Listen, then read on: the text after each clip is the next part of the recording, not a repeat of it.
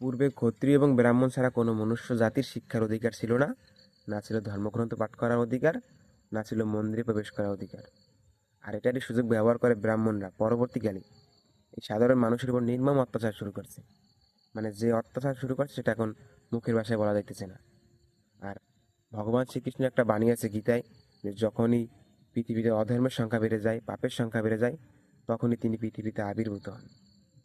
অতএব এত অত্যাচার এবং নির্মম অত্যাচারের পরও যদি ভগবান পৃথিবীতে না আসে, তাহলে ভগবানের তার কথার মূল্য থাকে না।